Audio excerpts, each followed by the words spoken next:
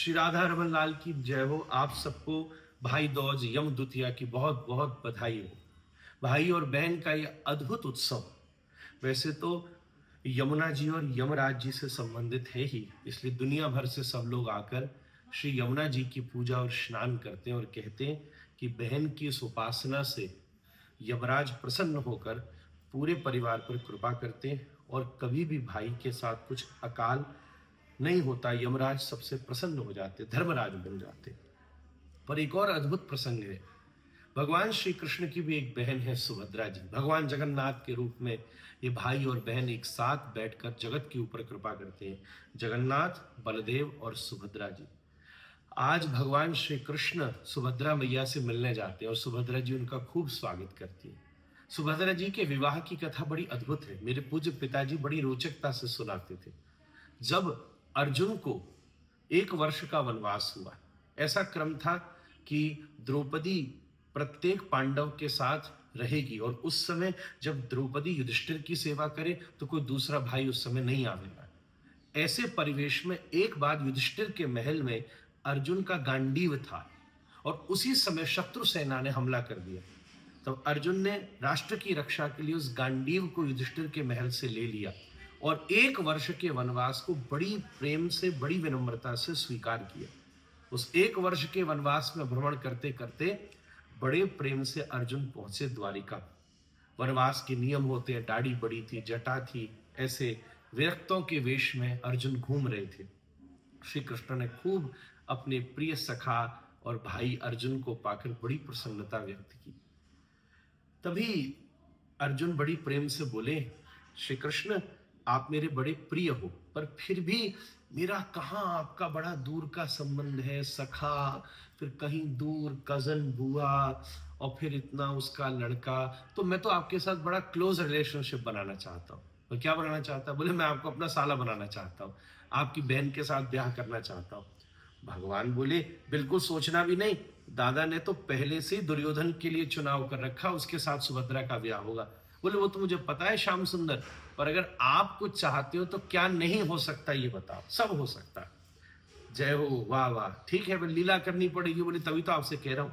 तो श्री कृष्ण विचार करके बोले एक काम कर, तू एक द्वारिका के बाहर चिमटा गाड़ के बैठ जा, संत सेवियां द्वारिकावासी सब आएंगे और सबको कह देना मैं कुछ खाता पीता नहीं हूं, हवा पी के रहता हूं। अर्जुन बोला भगवान आप मेरे ब्याह की तैयारी कर रहे हो कि मेरी मुक्ति की तैयारी कर रहे हो? बोले नहीं चिंता मत कर, दिन भर तू अनशन करियो, रात में चुपचाप तुझे खिलाऊंगा।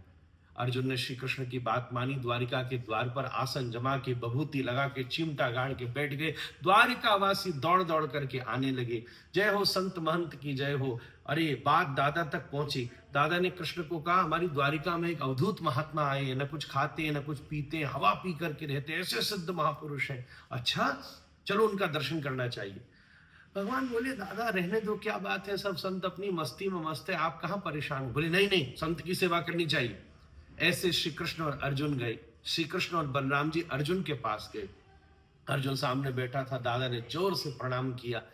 अंदर ही अंदर घबरा गया कि अगर पता चल गई कि मैं कौन हूं तो ये प्रणाम करने वाले बलराम जी अभी हल मूसल मेरे ऊपर चला देंगे। कहा महाराज आप महल में पधारिए। अर्जुन बोला नहीं, हम तो ऐसे ही जंगलों में रहते हैं। बोले महाराज जंगलों को आपकी जरूरत नहीं, हम जैसे गृहस्थियों को आपकी जरूरत है। श्री कृष्ण ने इशारा किया, अर्जुन भी मान गया। सुंदर पालकी लगाई गई। भगवान ने कहा दादा बोले कृष्ण खुद उठाओ पालकी। एक तरफ से दादा और एक तरफ से श्री कृष्ण अर्जुन को बिठाया, महल में लेकर आए, खूब स्वागत सत्कार हुआ। सुभद्रा जी को कहा आप जल लेकर के आइए, जल पिलाइए। जैसे ही जल देने का प्रस्ताव दिया, सुधर्मा सभा का निमंत्रण आया। बलराम जी बोले मेरी बहन भैया आपकी सेवा में है, मैं बस 2 ही मिनट में एक जरूरी कार्य करके आता हूं। जैसे सुभद्रा जी जल देने लगी, अर्जुन ने हाथ पकड़ लिया। सुभद्रा चौंकी, बोली कृष्ण आपके साधु ने तो हाथ पकड़ लिया। जैसे दूसरा हाथ दिखाया तो उसमें गांडीव की प्रत्यंचा के चिन्ह थे। सुभद्रा जी भी शर्मा गई और समझ गए श्री कृष्ण कि ये क्या लीला है।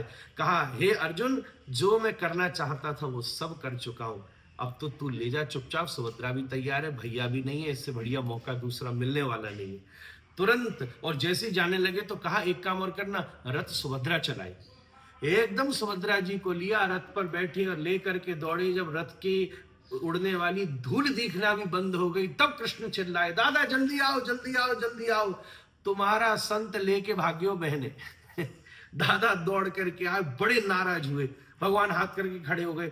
बोले महाराज पहले भी मैं आपको मना कर रहा था, आप जोश में आ जाते हो, ऐसे काहे को करते हो? और सुनो, चुपचाप अब रहने दो, आप जाओगे संत को मारोगे, विधवा होगी बहन, अब विधि का यही विधान था, छोड़ो। दादा ने टेढ़ी नजर से कहा, सच बताओ ये विधि का विधान था कि तुम्हारा विधान था? कौन था वो बताओ, कृष्ण के होते उसकी बहन को ले जाए? बोले दादा बहन लेकर के नहीं भागी है, संत लेकर के नहीं भागा है, बहन लेकर के भागी, और वो अर्जुन था। तो बोले अर्जुन था तो इतनी लीला करने की क्या जरूरत थी? बोले बिना लीला किए आप कहाँ मानने वाले थे प्रभु? तभी दादा मुस्कुरा गए। अर्जुन सुभद्रा जी को निमंत्रित किया गया, सुंदर सबका विवाह परिणय संपन्न हुआ। और विदाई के समय सुभद्रा जी ने यही मांगा कि अभी तो मैं विदा हो रही हूं, पर कलयुग में हम सब एक साथ विराज करके जीव के ऊपर कृपा करेंगे। ऐसे भाई और बहन के दिव्य संबंध का ये पर्व यम द्वितीया भाई बहनों को सुरक्षित करे, प्रसन्न करे, आनंदित करे। बहन की उपासना से भाई बलित हो और भाई के पुरुषार्थ से बहन बलित हो। राधा रमन लाल की जय हो। भाई दूज की बहुत बहुत शुभकामनाएं।